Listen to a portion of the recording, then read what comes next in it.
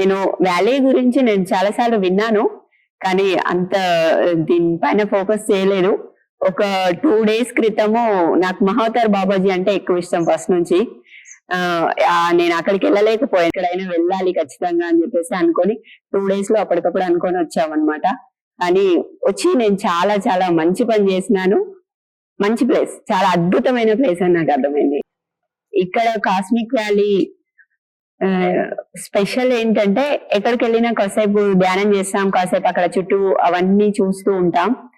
ఇక్కడ నాకు ఎక్స్పీరియన్స్ అయింది ఏంటంటే ఎంతసేపు ధ్యానం చేయాలి, ఎక్కడ కూర్చున్నా ఏ ప్లేస్ కి వెళ్ళినా కూడా ఇంకా ఇంకా ధ్యానం చేయాలనిపిస్తుంది. ఎంతసేపు చేసినా కూడా ధ్యానంలో ఎక్కువసేపు ఉండాలనేది నా అనిపించింది అనమాట.